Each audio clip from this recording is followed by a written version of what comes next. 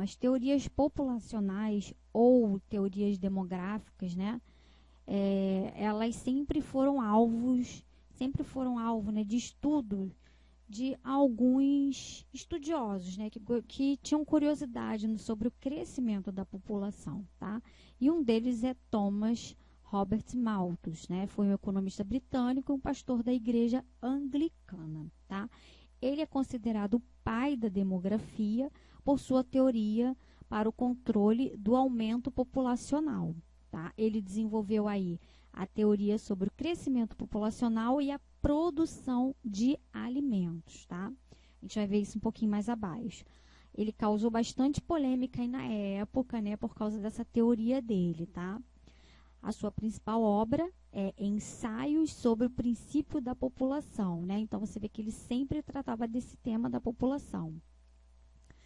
Essa obra, ela tratava de questões sobre o crescimento da população, o crescimento demográfico, tá? Então, vamos ver aqui, de acordo com a teoria malthusiana, né, quais são essas ideias, tá?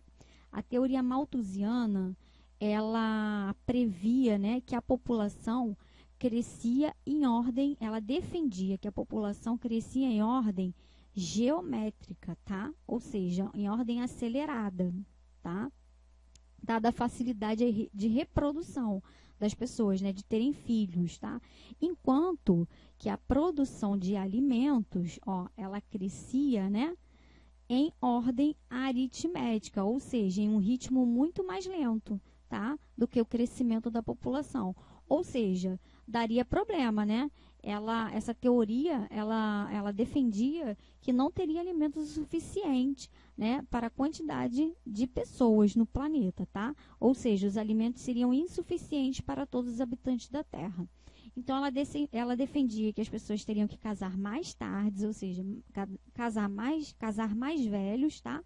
E defendia a abstinência sexual, ou seja, esperar muito mais tempo para ter filhos, esperar casar para ter filhos, né? Não ter filho antes do casamento e esperar bastante tempo, né? Ter menos filhos, enfim, ela defendia toda essa ideia aí, tá? E olha que curiosidade, né? O Thanos, né, que é um personagem aí do filme Vingadores, ele apresentava aí uma visão malthusiana, tá? Para resolver os problemas aí de falta de recursos da Terra, né? Matar indiscriminadamente metade da população para que a outra metade pudesse sobreviver, né? Pudesse prosperar. Ou seja, a mesma visão malthusiana, né? Que acreditava que a população, né, crescia tanto que não iria ter alimento suficiente para a população, tá? Muito curioso isso, né? Então, vamos lá. Só que as previsões de Malthus, elas falharam, porque ele não contava aí, né, com a Revolução Verde, ou seja, a revolução do campo, né? Ele não contava aí com a mecanização do campo, né? Com a indústria dos alimentos, né? A indústria alimentícia que cresceu assim assustadoramente, né? E hoje aí tem alimentos disponíveis aí para o mundo todo, né? Então, as previsões de Malthus falharam, tá? Bom, outra teoria aí que surgiu mais tarde é a neomalthusiana, ou seja, nova malthusiana, né? Neo, nova, então uma nova teoria malthusiana, tá? E essa teoria, era defendida por um grupo de países desenvolvidos depois, né, da Segunda Guerra Mundial, tá? Então, essa teoria, ela afirmava que o excesso de filhos é que causa pobreza, né? Quanto mais filhos, né, um casal tem, mais pobre ele fica. Então, essa teoria afirma isso, tá?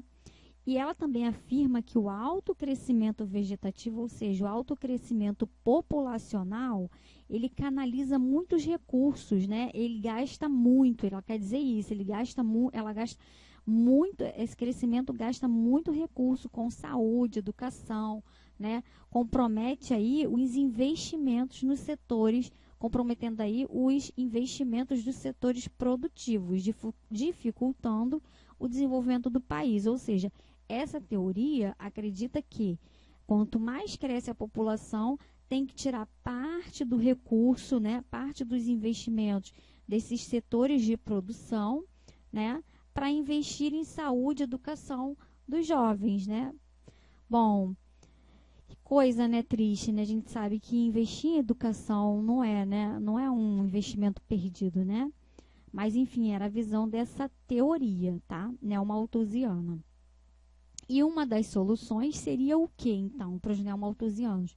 O controle rígido, né, da natalidade, o planejamento familiar. Ou seja, né, aqui nós temos até uma imagem de uma senhora, né, muito pobre, né, com os filhos pedindo esmola, e uma senhora aí com uma condição até melhor e um filho só, né, aqui no carrinho, e ela dá um anticoncepcional ao invés dela dar dinheiro, né? Porque é isso que a teoria neomalthusiana defende, né? Que é preciso ter um controle aí da natalidade para que se possa aí resolver os problemas sociais e até ambientais, né? Porque quanto mais pessoas no mundo, mais pobreza, mais se degrada o meio ambiente, segundo a teoria neomalthusiana, tá? Então, nós temos também a teoria reformista, né?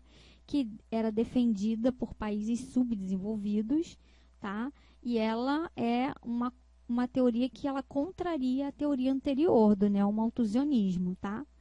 Bom, essa teoria, ela afirma que é a pobreza e a miséria que levam ao excesso de filhos, né? Então, contrariando aí a teoria neomalthusiana. Ou seja, quanto mais pobre e mais miserável, né, maior quantidade de filhos, né, aquela família vai ter, tá?